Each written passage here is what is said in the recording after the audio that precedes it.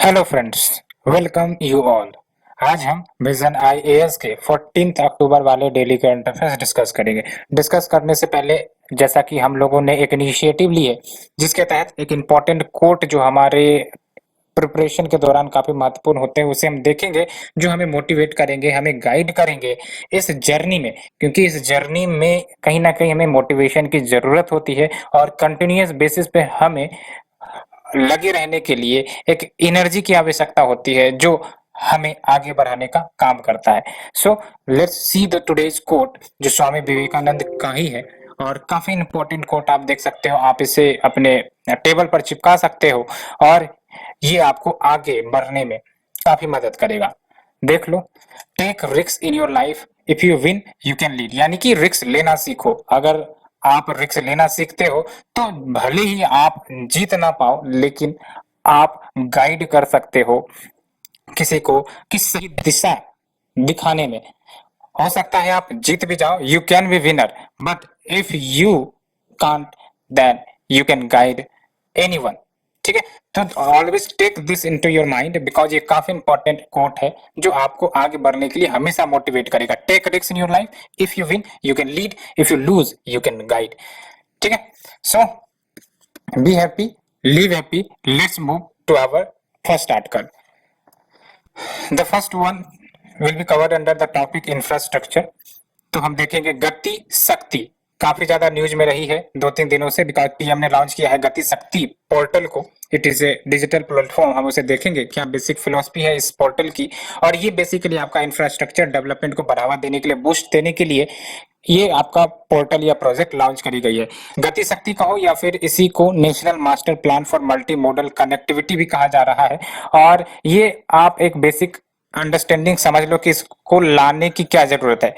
तो अभी के समय में क्या होता था कि जो आपकी कोई भी प्रोजेक्ट लेट से इंफ्रास्ट्रक्चर कनेक्टिविटी वाली प्रोजेक्ट है और उसे अगर अप्रूवल करनी है तो बहुत सारे मिनिस्ट्रीज के पास वो जाती थी अप्रूवल करने के लिए, है ना। कोई अगर आपका जमीन रिलेटेड इश्यू आ गई तो वहां पर आपका लैंड डेवलपमेंट मिनिस्ट्री पे चली गई, या फिर आपका अन्य मिनिस्ट्रीज से आपका अप्रूवल लेना पड़ता था, या फिर कोई इन्वायरमेंटल इश्यू आ गया तो आपका मिनिस्ट्री ऑफ इन्वायरमेंट से आपका जो अप्रूवल लेना पड़ता था। तो ऐसे में क्या होता था कि टाइम डिले काफी ज्यादा हो जाती थी। इस टाइम डिले के कारण प्रोजेक्ट की टाइमिंग बढ़ जाती थी और इसके कारण जो आपका जो पीरियड है कंप्लीशन ऑफ प्रोजेक्ट का वो नहीं हो पाता था और इसके कारण बहुत सारे इश्यूज आ रहे थे। तो इस पोर्टल के तहत, इस प्रोजेक्ट के तहत क्या किया जा रहा है, जो भी आपके कंसर्न्ड मिनिस्ट्रीज है, अप्रोक्स 16 मिनिस्ट्रीज है, इनको एक प्लेटफॉर्म पर ला दिया जाएगा सो दैट अगर कोई इंफ्रास्ट्रक्चर कनेक्टिविटी वाली प्रोजेक्ट हो तो यहाँ से डायरेक्टली आपका ये मिनिस्ट्री, ये पोर्टल इसे हैंडल करे, टाइम कंजम्पशन कम किया जाए, इफिकेसी ऑफ द इम्प्लीमेंटेशन या फिर efficacy of passing of the approval of the project, उन सबको बढ़ावा दिया जाए, जल्द से जल्द अप्रूवल ऑफ द प्रोजेक्ट हो। इसके लिए ये बेसिक गति शक्ति जो आपका डिजिटल प्लेटफॉर्म है उसे लॉन्च किया गया है। तो इसको समझ लेने के बाद अब हम बेसिक फिलोसफी में चलते हैं। क्या है ये आपका गति शक्ति डिजिटल प्लेटफॉर्म है, और ये देख लो आप यहाँ पर 16 मिनिस्ट्रीज को एक साथ एक प्लेटफॉर्म पर लाएगा सो दैट ये जो आपकी मिनिस्ट्रीज हैं ये इंटीग्रेटेड प्लानिंग करेंगी और जो भी आपके इंफ्रास्ट्रक्चर कनेक्टिविटी प्रोजेक्ट्स हैं उनको एक साथ कोऑर्डिनेटेड वे में इंप्लीमेंट करेंगी। ठीक है, अब इंपॉर्टेंट है कि ये जो आपका गति शक्ति है ये किन किन पिलर्स पर आधारित है, इनका बेस क्या है। तो 6 पिलर पर आधारित है। इस पिलर को हम एक एक करके देखेंगे और गति शक्ति के माध्यम से टेक्नोलॉजी का काफी ज्यादा एक्सटेंसिवली यूज किया जाएगा सो दैट इंडिया को वर्ल्ड क्लास इंफ्रास्ट्रक्चर का हब बनाया जाए। ठीक है, फॉर एग्जाम्पल जो टेक्नोलॉजी यूज करी जाएंगी तो आप यहाँ पर देख सकते हो हम लोग इंटीग्रेशन ऑफ टेक्नोलॉजी कर रहे हैं to build the infrastructure, to build world class infrastructure. तो यहाँ पर आप कहीं पर भी अपने मेंस एंड राइटिंग में यूज कर सकते हो टेक्नोलॉजी का इस्तेमाल कितने अच्छे तरीके से इंडिया कर रहा है इन द इंफ्रास्ट्रक्चर सेक्टर। तो एग्जाम्पल के तौर पर भी देख लो, स्पेशियल प्लानिंग टूल्स का इस्तेमाल किया जा रहा है एलोंग विथ इसरो इमेजरी जो डेवलप की गई है बिशन एन, यानी कि जो आपका Bhaskaracharya national institute for space application and geo informatics है, इन्होंने आपका जो स्पेशियल प्लानिंग टूल्स ये डेवलप करी है और इसका इस्तेमाल इसमें किया जा रहा है। एंड इसमें कौन कौन से इंफ्रास्ट्रक्चर इनिशिएटिव्स कवर होंगे तो देख लो, भारतमाला प्रोजेक्ट, ये सब के सब कनेक्टिविटी प्रोजेक्ट ही है। सागरमाला ये भी आपका इसमें मौजूद है। इनलैंड वाटरवेज का कोई प्रोजेक्ट है, ड्राई या फिर लैंड पोर्ट्स है, इसका कोई रिलेटेड इंफ्रास्ट्रक्चर प्रोजेक्ट है, उड़ान के तहत भी जो प्रोजेक्ट है वो सभी कवर किए जा रहे हैं। एंड जो टारगेट रखी गई है वो आपका 2024-25 तक अचीव करना है। तो क्या क्या कुछ टारगेट है देख लो। गति शक्ति के अंतर्गत 2 लाख किलोमीटर का नेशनल हाईवे इसके तहत टारगेट रखा गया है बाय 2024-25। एंड रेलवेज जो है वो आपका अप्रोक्स 16 मिलियन टन का जो कार्गो है वो हैंडल करेंगी। एंड अपने जो नेटवर्क है और अभी जो आपका कंजेशन होता है उसका अप्रोक्स 51% डिकंजेस्ट करने में भी प्रयास किया जाएगा रेलवे के द्वारा, ठीक है। And double the aviation footprint, यानी कि जो आपका एविएशन है, अभी आप देख सकते हो एयरपोर्ट की संख्या काफी कम है, तो बाय 2024-25 जो एविएशन फुटप्रिंट है वो डबल करने का रखा गया है, जिसमें आपका 220 airports, heliports and water aerodromes को बनाने की भी बात कही जा रही है। और फिर यहाँ पर देख लो जो गैस पाइपलाइन नेटवर्क है उसको भी डबल किया जाएगा by 2024-25। And 4.52 lakh circuit kilometre का पावर लाइन अप्रोक्स कवर किया जाएगा, यानी कि ये जो पावर लाइन है उसको अप्रोक्स 4.52 लाख सर्किट किलोमीटर तक एक्सटेंड किया जाएगा। And 225 gigawatt of renewable energy capacity जो है वो बनाई जाएगी। एंड 11 इंडस्ट्रियल कॉरिडोर्स एंड 2 नए डिफेंस कॉरिडोर्स का भी निर्माण किया जाएगा। और जो नेक्स्ट फेज होगा इसका, इसमें आपका सोशल इंफ्रास्ट्रक्चर को इंटीग्रेट किया जाएगा इस प्रोजेक्ट के तहत। और when we say about social infrastructure, तो इसमें हॉस्पिटल्स, यूनिवर्सिटीज, यानी कि जो भी सोशल रिलेटेड इंफ्रास्ट्रक्चर प्रोजेक्ट्स है, हॉस्पिटल हो गए, एजुकेशन हो गए, वो सब आपके इंटीग्रेट किए जाएंगे नेक्स्ट फेज में। तो ये कौन से 6 पिलर है जिस पर ये आपका गति शक्ति आधारित है? एक तो आपका डायनेमिक है, दूसरा है कॉम्प्रिहेंसिवनेस। कॉम्प्रिहेंसिवनेस में यानी कि जो आपके एग्जिस्टिंग एंड प्लान्ड इनिशिएटिव्स है वेरियस मिनिस्ट्रीज के, वो सब इसमें होंगे, उसको एक सेंट्रलाइज पोर्टल पर लाया जाएगा। एंड इस पर प्रायोरिटाइजेशन काफी इंपॉर्टेंट होगी, यानी कि डिफरेंट डिपार्टमेंट्स को मदद किया जाएगा कि भाई साहब आप अपने अपने प्रोजेक्ट को प्रायोरिटाइज किया जाए, है ना, कि जो सबसे महत्वपूर्ण है उसको पहले लागू करो, है ना, पहले इंप्लीमेंट करने का प्रयास करो via cross sectional interaction. Next is your optimisation and your synchronisation analytical. तो ये सब कुछ आपके पिलर्स हैं गति शक्ति पोर्टल के या फिर गति शक्ति डिजिटल प्लेटफॉर्म के।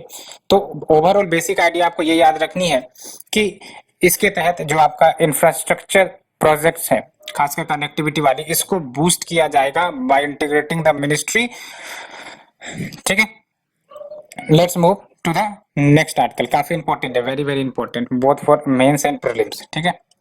Next is your green grids initiative, one sun one world one grid north west Europe cooperative event. तो ये आपका इवेंट ऑर्गेनाइज किया गया है आपका GGIOSOWOG, ये आपका इवेंट ऑर्गेनाइज किया गया है। और ये बेसिकली मल्टी लेयर डायलॉग था जिसका आपका जो किसके किसके बीच हुआ है बिटवीन द OSOWOG, यानी कि वन वर्ल्ड वन ग्रिड जो आपके है वो, और ये इनिशिएटिव इंडिया की तरफ से in partnership with COP26 presidency, international solar alliance, world bank, UK government and आपका जो विल्टन पार्क है, इन सब ने मिलकर ये डायलॉग को ऑर्गेनाइज करवाया है, ठीक है। तो इस इनिशिएटिव में इंडिया ने लीड रोल प्ले किया है, कहने का मतलब ये है।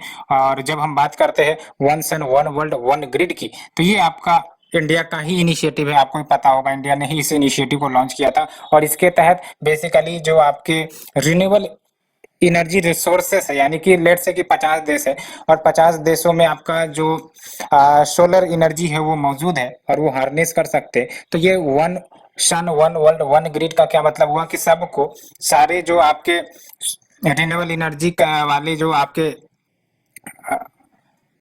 सोर्सेस है उनको कनेक्ट कर दिया जाए पूरे देश के साथ, जो भी इस देश जो भी आपका इसमें शामिल होंगे, और एक प्रकार से ग्रिड प्रोजेक्ट इसको बना दिया जाए। व्हेन वी से ग्रिड, ग्रिड मतलब ये हुआ कि इंटरकनेक्टिविटी जो है वो इस्टेब्लिश की जाए, सो दैट इलेक्ट्रिसिटी का फ्लो, एनर्जी का फ्लो आपका यूनिफॉर्म हो, एक देश से दूसरे देश में, दूसरे देश से तीसरे देश में, जो भी किसके मेंबर होंगे, ठीक है।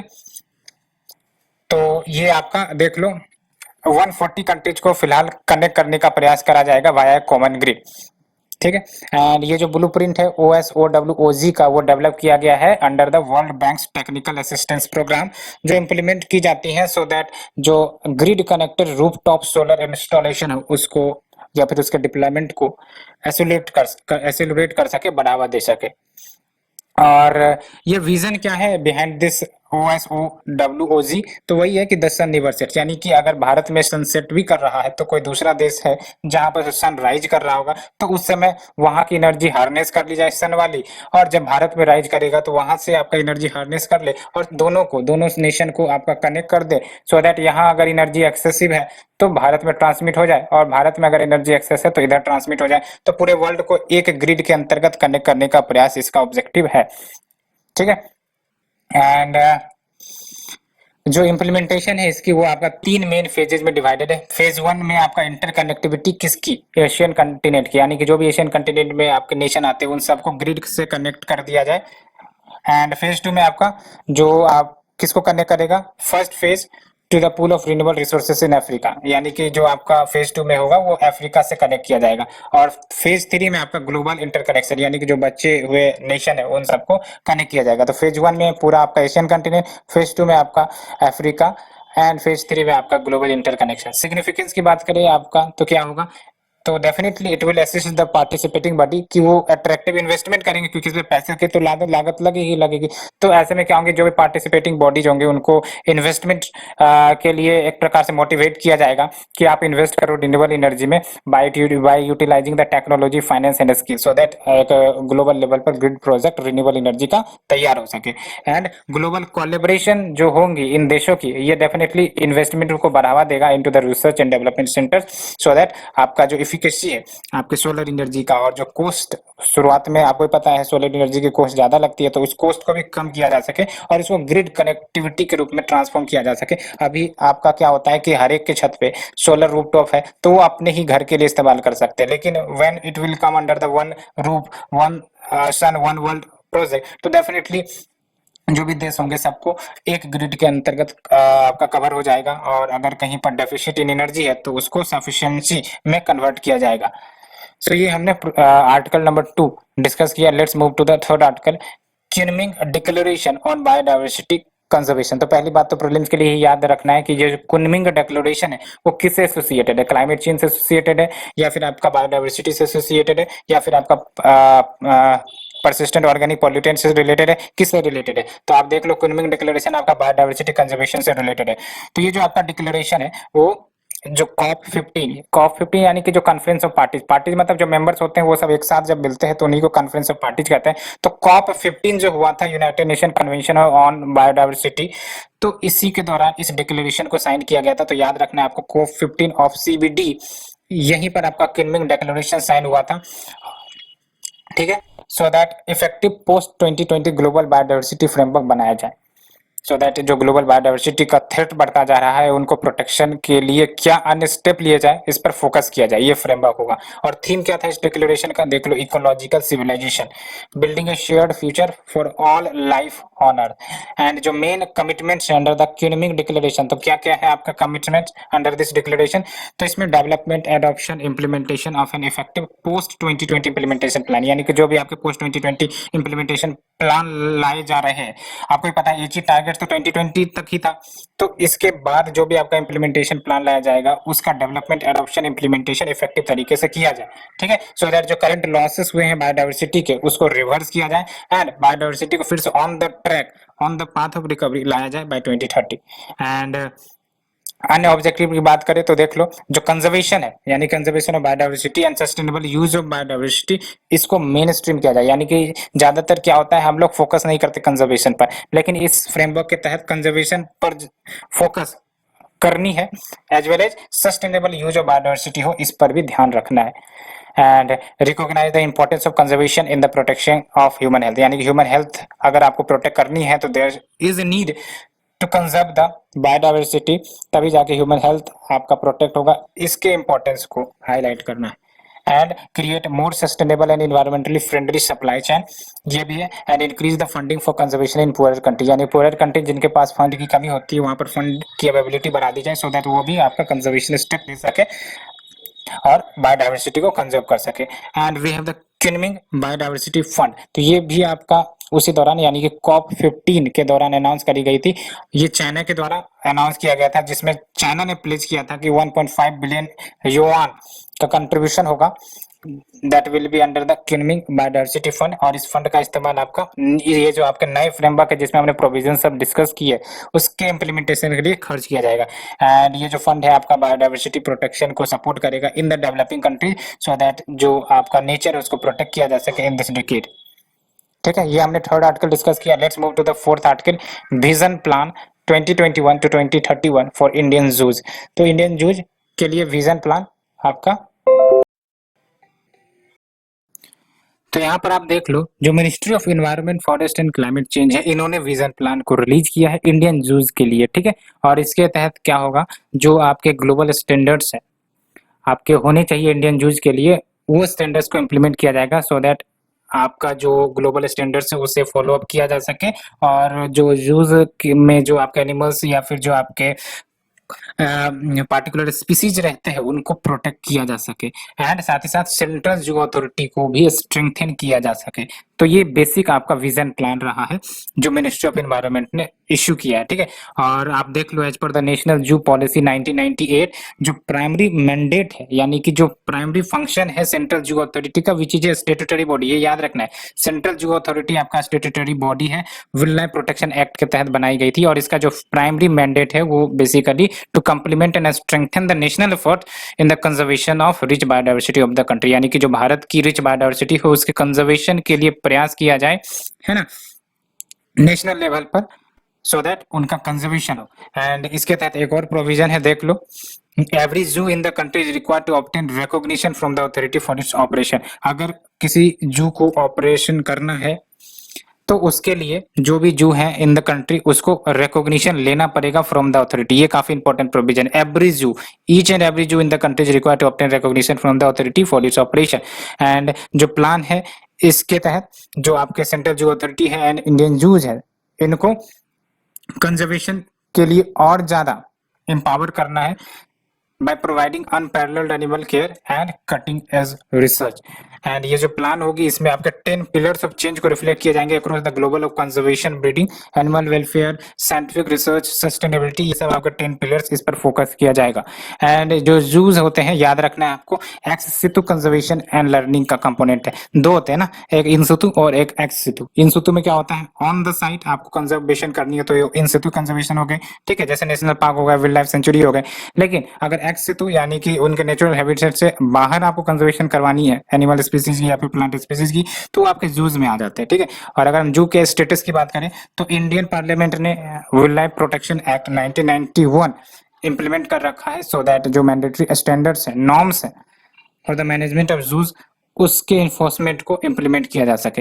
एंड भारत में जो जू है वो आपका फॉरेस्ट कंजर्वेशन एक्ट 1980 के तहत गाइड होते हैं, as well as forest conservation rules 2003 के तहत गाइड होते हैं। तो ये भी इंपॉर्टेंट बात है कि जो भारत में जू का स्टेटस है वो किसके अंतर्गत गाइड किए जाते हैं, forest conservation act 1980 and forest conservation rule 2003। और दूसरी इंपॉर्टेंट बात की ये जो आपका सेंट्रल जू अथॉरिटी है वो स्टेट्यूटरी बॉडी है under the wild life protection act, और इसका प्राइमरी मैंडेट है to complement and strengthen the national efforts in conservation of rich biodiversity of the country। और ये काफी इंपॉर्टेंट पॉइंट है, every zoo in the country is required to obtain recognition from the authority for its operation. And ये जो आपका 10 component है देख लो, strengthening the access to conservation of endangered native species, तो जो इंडेंजर्ड नेटिव स्पीसीज उनके कंजर्वेशन को स्ट्रेंथन करना, maximise the animal welfare and advance management of rescued animals. And next is your catalyse the science based conservation action. And next is your function as life long centre for learning, यानी कि ये centre of learning के रूप में भी काम करेगा जू आपका, एंड विजिटर्स के एक्सपीरियंस को भी एनहांस करने का भी फोकस होगा। And 7th is your infrastructure upgradation incorporating environmental sustainability measures, and number 8 is your build financially sustainable business model, number 9 is your develop skilled motivated and empowered teams, number 10 is your leverage the technology to expand outreach impact and overall efficiency। Next article जो centre notifies rules for implementation of medical termination of pregnancy act 2021। तो basically ये act है, इस act के तहत centre को empower की जाती है कि समय समय पर ये रूल्स नोटिफाई कर सकते हैं। तो फिर से सेंटर ने नोटिफाई किया रूल। तो ये जो आपका एक्ट है बेसिकली अगर हम बात करें प्रेगनेंसी अमेंडमेंट एक्ट 2021, ये 1971 के MTP लॉ को अमेंड करता है, जो कंडीशंस को रेगुलेट करेगा। यानी कौन से कंडीशन, यानी कौन से कंडीशन होंगी जिसके तहत आपका मेडिकल टर्मिनेशन हो प्रेगनेंसी का, उसके कंडीशन को रेगुलेट करता है। तो मेजर अमेंडमेंट्स को हम देखेंगे।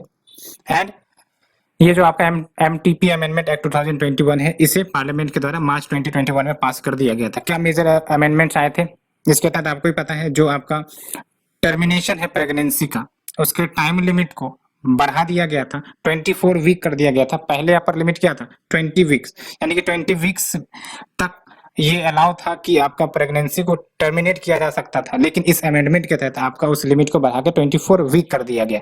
ठीक है, और इसके तहत आपका एक कंडीशन भी रखा गया है कि विद इन 20 वीक्स अगर एबॉर्शन करवानी है तो एक डॉक्टर की एडवाइस चाहिए, और अगर 20 से 24 वीक के बीच अगर एबॉर्शन करवानी है तो 2 डॉक्टर की एडवाइस चाहिए। पहले क्या था, एक डॉक्टर की एडवाइस चाहिए होती थी फॉर द 12 वीक्स, एंड 12 से 20 वीक्स के लिए 2 डॉक्टर की एडवाइस चाहिए होती थी। ठीक है, और इसके तहत अन्य क्या अमेंडमेंट करी गई है, तो जो पावर है, फंक्शंस है स्टेट लेवल मेडिकल बोर्ड को, उसको भी डिफाइन किया गया। यानी both powers and functions has been defined by this amendment. और ये आपके जो स्टेट लेवल मेडिकल बोर्ड है, ये आपका 2021 एक्ट के ही तहत सेटअप किया गया है। और इसके तहत इनको क्या पावर दी गई है कि ये डिनाई कर सकती है या फिर अलाउ कर सकती है प्रेगनेंसी के टर्मिनेशन को, अगर ये 24 वीक्स से ज्यादा हो जाता है, अगर सब्सटेंशियल फोइटल एबनॉर्मलिटीज आती है तो अगर 24 वीक्स के बियॉन्ड अगर प्रेगनेंसी को टर्मिनेट करने की बात है या एबॉर्शन करने की बात है, तो ये जो आपका स्टेट लेवल मेडिकल बोर्ड होगा वो आपका अलाउ या डिनाई कर सकता है। ठीक है, in case if there is a substantial foetal abnormalities. And साथ ही साथ ये आइडेंटिफाई करेगा वोमेन को which will be eligible for termination of pregnancy up to 24 weeks, जिसमें आपके सर्वाइवर्स ऑफ सेक्सुअल असॉल्ट हो सकते हैं, या फिर रेप या फिर इंसेस्ट वाले माइनर्स। ठीक है, तो उन वुमेन को आइडेंटिफाई किया जाएगा कि उनके क्या अलाउ करनी चाहिए या नहीं करनी चाहिए, टर्मिनेशन ऑफ प्रेगनेंसी करनी चाहिए या नहीं, अप टू 24 वीक्स की अगर है तो। ठीक है, और इसमें कौन कौन से एलिजिबिलिटी आपके जो महिला है उनका आपका नाम दिया गया है। ठीक है, तो सर्वाइवर ऑफ सेक्सुअल असॉल्ट या फिर रेप या फिर इंसेस्ट या फिर change of marital status during the ongoing pregnancy, ये सब कुछ केसेस आ जाते हैं। साथ ही साथ ये स्पेसिफाई करता है the experience and training requirements of registered medical practitioners so that वो कंडक्ट कर सके टर्मिनेशन ऑफ प्रेगनेंसी को up to the 9 weeks and 12 weeks या फिर 12 टू 20 वीक्स ईटीसी। तो ये हमने इस बिल के बारे में, इस अमेंडमेंट के बारे में पढ़ा, काफी इंपॉर्टेंट है ये आपका प्रीलिम्स के लिए भी, मेंस के लिए भी। ठीक है, प्रोविजन पूछ लिए जाते हैं। Next is your notification of mass emission standards for E12 and E15 fuels by Ministry of Road Transport and Highways। तो जब हम बात करते हैं E12, E15 क्या ये सब है, तो बेसिकली व्हेन वी से E12 इसका मतलब 12% का एथेनॉल ब्लेंडिंग की जाएगी गैसोलीन के साथ। गैसोलीन और कुछ नहीं बल्कि आपके पेट्रोल ही होते हैं। व्हेन वी से E15 यानी कि 15% एथेनॉल ब्लेंडिंग की जाएगी गैसोलीन के साथ। तो ये बात होती है, और इसी के लिए आपका नोटिफिकेशन आपका मिनिस्ट्री ऑफ रोड के तहत रिलीज किया गया है। तो ये देख लो, जो मास इमिशन स्टैंडर्ड है E12 एंड E15 के लिए, या फिर E12 या E15 फ्यूल्स के लिए नोटिफाई किए गए हैं under the central motor vehicles 25th amendment rules 2021 के तहत। तो देख लो, तो ये जो आपके होंगे, it will enable the automotive industry, यानी कि जो आपके कार बाइक्स बनाने वाली जो इंडस्ट्री होती है उनको ऑटोमोटिव इंडस्ट्री कहते हैं। तो इसके तहत क्या होगा कि ये जो आपका ऑटोमोबाइल इंडस्ट्री है वो मैन्युफैक्चर कर सकते हैं E12 as well as E15 compliant motor vehicles को। और जो कंपैटिबिलिटी है व्हीकल की to the level of ethanol blending, ये आपका व्हीकल में डिस्प्ले किया जाएगा भाया क्लियरली विजिबल स्टिकर। एंड ये जो स्टेप लिए जा रहे हैं, it is all along the India ethanol blending program, जो 20% एथेनॉल ब्लेंडिंग का टारगेट सेट करती है विथ गैसोलीन बाय 2023 टू 24। आपको पता होगा E20 का टारगेट हमने रखा है, यानी कि 20% एथेनॉल ब्लेंडिंग की जाएगी गैसोलीन के साथ बाय 2023-24। ये इंडिया के ब्लेंडिंग प्रोग्राम में शामिल है। And different types of vehicles अगर हम देखें एज पर द फ्यूल, तो वी हैव द मोनोफ्यूल व्हीकल। मोनोफ्यूल नाम से पता चल रहा है जो नेचुरल गैस पर ही ऑपरेट करते हैं, ये याद रखना। मोनोफ्यूल व्हीकल में क्या होंगी, the vehicle which operates only on a natural gas, और इनको डेडिकेटेड नेचुरल गैस व्हीकल भी कहते हैं। दूसरा है बायोफ्यूल, नाम से ही पता चल रहा है इसमें आपके 2 इंडिपेंडेंट फ्यूल सिस्टम हो सकते हैं। एक आपका नेचुरल गैस पर ऑपरेट करेगा, और ये फ्यूल्स दूसरा आपका पेट्रोल पर कार्य कर सकता है, गैसोलीन पर काम कर सकता है, ठीक है। And it can run on both the fuel simultaneously. And next is your flex fuel vehicles. Flex fuel vehicle में क्या होंगी, ये कोई भी मोटर व्हीकल होंगी या फिर मोटर व्हीकल इंजन होंगी, जिनको इंजीनियरिंग इस प्रकार से करी गई है कि ये किसी भी मिक्सचर यानी कि दो या दो से ज्यादा फ्यूल्स को एक साथ मिला दो तो उस पर भी ऑपरेट करेंगे। तो ये नाम से पता चला फ्लेक्स फ्यूल व्हीकल, यानी कि it is flexible to operate, ठीक है, via any mixture of two or more different fuels. And FFBs are capable of running on any blending of gasoline and ethanol up to 83%। तो ethanol blending आपका 83% तक भी कर दिया जाएगा तो FFBs ऑपरेट कर सकते हैं।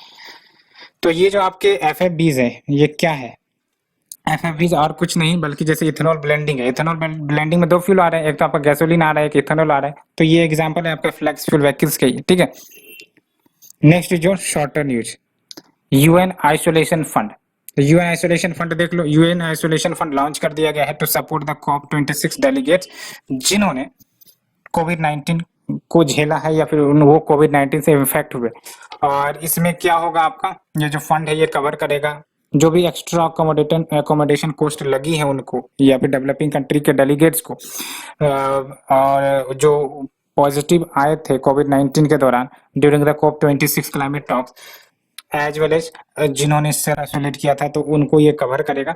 और जो पार्टिसिपेंट है वो कॉन्ट्रैक्टेड द कोविड-19 उनको जरूरी था कि वो 10 फुल डेज तक आइसोलेट करे in their accommodation which could extend their stay in Glasgow. इसलिए ये एक्स्ट्रा जो आपका खर्च आएगा उसको देने के लिए यूएन आइसोलेशन फंड का कंसेप्ट लॉन्च किया गया था। Next is your hash rate, क्या है, तो ये हाल ही में यूएसए ने चाइना को रिप्लेस कर दिया है द बिगेस्ट बिटकॉइन माइनर, जिसमें आप देख सकते हो ओवर थर्ड यानी कि 35.4% का हैश रेट या फिर ग्लोबल हैश रेट यूएस के पास चला गया है, ठीक है। हैश रेट की बात करें तो नाम से पता चल रहा है हैशेस पर सेकंड या फिर एच पर सेकंड इसको डिनोट किया जाता है।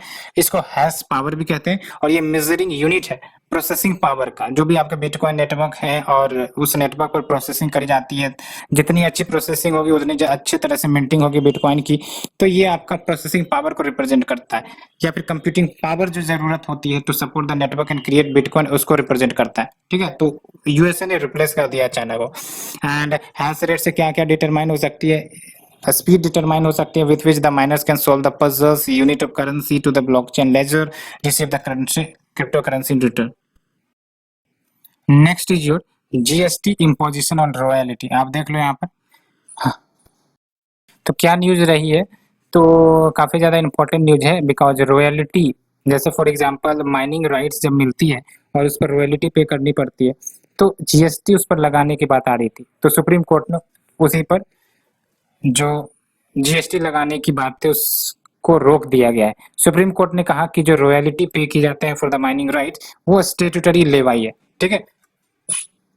And when we talk about statutory levy तो ये आपका ऑब्लिगेटरी पेमेंट होता है जो एक एक्ट के माध्यम से वैलिडेट होता है। और जब हम बात करते हैं एप्लीकेबिलिटी ऑफ जीएसटी की, अगर लगती है इस पर रॉयल्टी पर तो वो आपका जुडिशियल रिव्यू के दायरे में आएगा, तो जुडिशियल रिव्यू करी जा सकती है because there is no quid pro quo for the payment, यानी कि नो फेवर और एडवांटेज ग्रांटेड इन रिटर्न।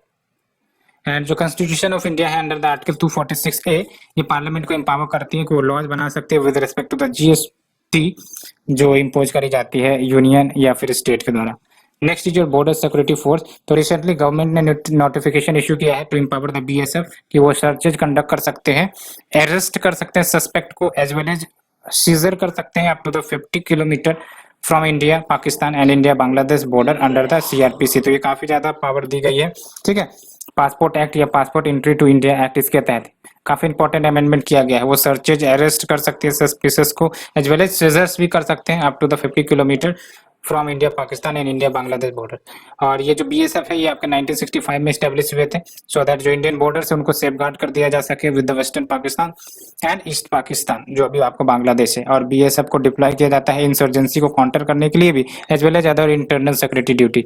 और बीएसएफ आपका एडमिनिस्टर किया जाता है मिनिस्ट्री ऑफ होम अफेयर्स के द्वारा, ठीक है। Next is your world energy outlook report 2021। तो देख लो क्या की हाईलाइट है। तो जो इंटरनेशनल एनर्जी एजेंसी का एनुअल फ्लैगशिप पब्लिकेशन है वर्ल्ड एनर्जी आउटलुक, ठीक है, आपको याद रखना आईईए का पब्लिकेशन है। तो देख लो क्या इंपॉर्टेंट फैक्ट यहाँ से निकालने हैं। तो global rebound coal and oil use में आ सकता है 2021 में, as well as the second largest annual increase in CO2 emission in history. ठीक है, तो एक तो CO2 इमिशन में भी बढ़ोतरी आएगी, साथ ही साथ कोल एंड ऑयल यूज के जो डिमांड है उसमें भी काफी तेजी से बढ़ोतरी आएगी। And it analyse the current government net zero emission places finding the demand for fossil fuels, वो आपका 2025 आते आते पीक होगा, यानी कि फॉसिल फ्यूल के डिमांड जो है वो पीक होने वाले हैं, और ग्लोबल CO2 इमिशंस जो है वो 40% से फॉल हो सकते हैं बाय 2050। ये भी काफी इंपॉर्टेंट फैक्ट है। अदर रिपोर्ट जो इनके द्वारा पब्लिश किया जाता है, global energy review, net zero emission oil market report, energy technology perspective, tracking clean energy progress. Next is your good life action plan. तो देख लो महाराष्ट्र पहला स्टेट बन गया है जिन्होंने अपना first will life action plan release किया है फॉर 2021 टू 2030। एंड ये प्लान जो है वो इंटीग्रेट करेगा क्लाइमेट चेंज एडॉप्शन को in the will life conservation. And ये 12 एरियाज पर फोकस करता है। एक तो conservation of species, controlling of poaching and illegal will life trade, and will life health management, ऐसे 12 एरियाज पर फोकस करता है। And it has approved N extension of boundary of Tadoba Andhari tiger reserve, जो महाराष्ट्र में ही है। Next is your climate resilience information system and planning, CRISPM tool. क्या है ये आपका climate resilience information system and planning tool. तो देख लो union minister of rural development and Panchayati Raj jointly CRISPM tool launch की है, और ये मदद करेगा क्लाइमेट इंफॉर्मेशन को इंटीग्रेट करने में in the geographical information system based water set planning under the NREGA. और इस टूल का इस्तेमाल 7 स्टेट्स में किया जाएगा, जहां पर जो government of UK and India jointly work कर रही है इस क्लाइमेट रेजिलियंस के प्रोग्राम पर। और ये जो आपके 7 स्टेट है कौन कौन से, Bihar, Jharkhand, Uttar Pradesh, Madhya Pradesh, Chhattisgarh, Odisha and Rajasthan. Next is your Antarctic Larsen C shelf. तो देख लो रिसेंटली नासा ने स्टडी किया है the cause of Antarctic Larsen C ice shelf break 2017, यानी 2017 में जो लार्सन सी आइस सेल्फ है वो ब्रेक हो गए थे, तो उसका कारण को एनालाइज किया है नासा ने। और इस स्टडी में ये पाया गया है कि जो आपका मिलेंस है, मिलेंस के ही कारण आपका सेल्फ ब्रेकअप हुआ काफी ज्यादा फास्ट रेट पर, बिकॉज राइजिंग एयर टेम्परेचर। तो क्या कारण बताया जा रहा है, राइजिंग टेम्परेचर। और मिलेंस की बात करें तो ये आपका विंड ब्लोन स्नो है, एक प्रकार से स्नो ही है या फिर ब्रोकन आइसबर्ग कह सकते हो। Sea ice lodges in and around the ice shelf, and ये काफी इंपॉर्टेंट होता है in holding the ice shelf together. And layer of melange melt by coming in contact with the ocean water below, and this process continue through the year and millions becomes too thin to keep holding ice shelf together। ये friends मैं आज time की constant होने के कारण थोड़ा fast forward में पढ़ा रहा हूँ, अदरवाइज अच्छे से डिस्कस करते हैं, ठीक है। तो there is a time constant. So next news is your weather for UN। तो देख लो जो वर्ल्ड मेट्रोलॉजिकल कांग्रेस है, इन्होंने इंटरनेशनल कॉपरेशन की बात करी है इन मेट्रोलॉजी, क्लाइमेटोलॉजी, ऑपरेशनल हाइड्रोलॉजी। और अगर हम वेदर फॉर UN की बात करें तो ये आपका पायलट प्रोजेक्ट है जो इम्प्रूव करना चाहता है मेट्रोलॉजिकल डाटा प्रोडक्शन को एंड ट्रांसमिशन को with in the united nation system and for humanitarian organization around the world. And इसका एक परिणाम भी हुआ है कि अर्ली एक्शन लिया जा सकता है and people will be better protected from extreme weather event. And next is your global fund for coral reef. तो देख लो global fund for coral reef ये काफी इंपॉर्टेंट है, और ये लॉन्च की गई है फंड रेजिंग कैंपेन के रूप में, जो कल्मिनेट करेगा UN climate change conference of party जो ग्लासगो नवंबर 2021 में होने वाली है। यानी कि जो आपका global fund for coral reef ये आपका कब एग्जिस्टेंस में आएगा, COP26 में एग्जिस्टेंस में आएगा, जो ग्लासगो नवंबर 2021 में होने वाली। और ये ऑफिशियली 2020 में लॉन्च करी गई थी। और ये आपका फंड जो है 10 ईयर के लिए है, $6 to $5 मिलियन का फाइनेंस व्हीकल के रूप में काम करेगा, established via coalition between united nation agency, financial institution, private philanthropy sources. और ये एडमिनिस्ट्रेट करी जाएंगी by the UN multi party trust fund office. और ये फर्स्ट UN ट्रस्ट फंड होगा जो स्पेसिफिकली SDG 4 पर फोकस करता है, बिल्कुल सही, land below water. And the fund response to the coral reef funding gap and fragmentation of funding for coral reef conservation and restoration project. और देख लो error typing था तो कल के आर्टिकल में small finance bank mentions the capital requirement of 100 crore, ये अभी revise करके 200 करोड़ RBI के द्वारा कर दिया गया है। सो फ्रेंड्स ये थी हमारी आज की आर्टिकल, होप आप लोगों को पसंद आई होगी। अगर पसंद आ रही है तो प्लीज लाइक शेयर सब्सक्राइब जरूर करें। Thank you friend, thank you very much.